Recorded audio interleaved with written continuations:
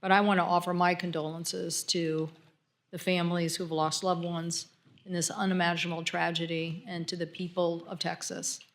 We grieve along with you as a nation.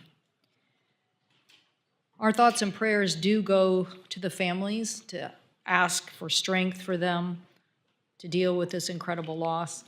And as you said, there is a time and a place to figure out what transpired.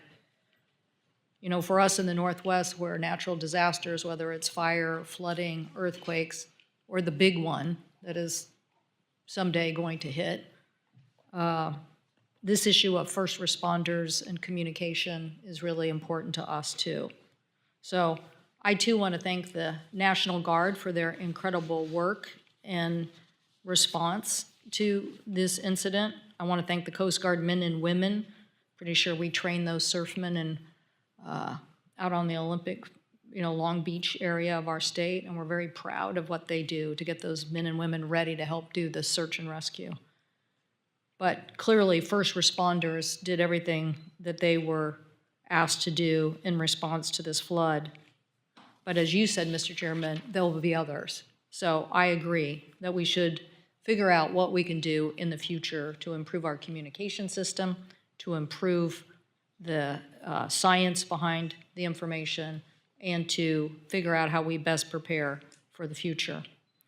Today, we're considering Dr. Jacobs to be the NOAA administrator, Mr. Taylor to be the Assistant Secretary of Commerce for Environmental Observation and Protection, and Mr. Kumar to be the Assistant Secretary. NOAA does play an incredible, important role in preserving life and property, and obviously good data behind your weather reporting for sustainable fisheries to get food on the table, to support our domestic product.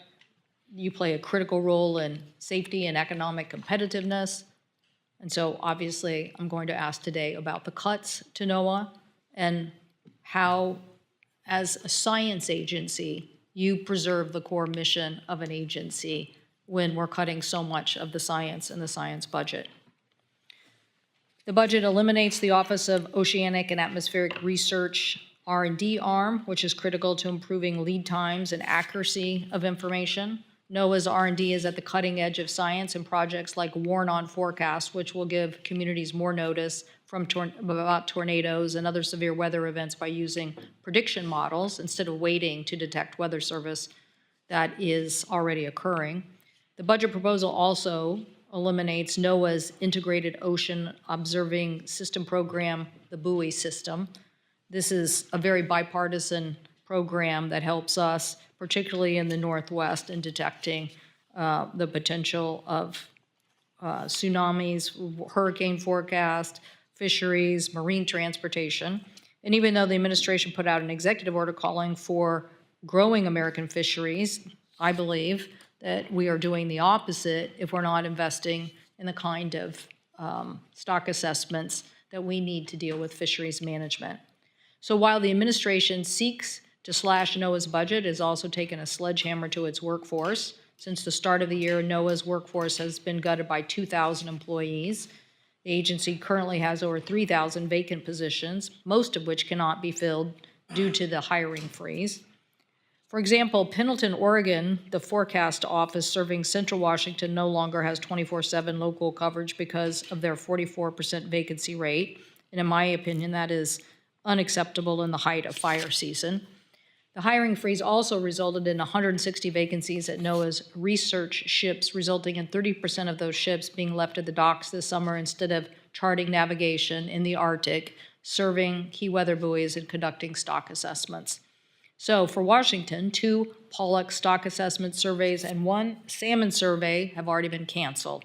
Now, what this means is that people can't fish. We don't have the science. They can't fish. We don't know. We're putting billions of dollars of economic activity at risk. So the West Coast region of NOAA fisheries has lost so many staff that we no longer have key experts to negotiate salmon or other treaties, and entire permitting teams are gone, and local communities are begging for answers on these. So I expect to hear how we're going to defend the science mission without the people and without the science to help deliver those essential services. I want to know what our real plan is that we're going to continue to protect our environment. Mr. Jordan, if confirmed, you will be responsible for advising the administrator on weather, water, climate, and related matters. And I hope that you will tell us today how you also plan to counter cuts to the weather program and where you stand on the R&D investment that we need to improve forecasts, such as supercomputing forecasts. Climate change is driving more intense hurricanes, more frequent severe atmospheric rivers, rain events, and is doubling the number of wildfires. According to NOAA, since 1980, we've had on average 9 extreme weather events annually that have cost us over $1 billion each. So from 1980, 9 extreme events. But in the last 5 years, that has spiked to 23 events per year, and last year it was 27 events. So we can see that we're having more devastating impact and the cost to all of us. So we're in a state of emergency that's getting worse, and we need to come up with better solutions.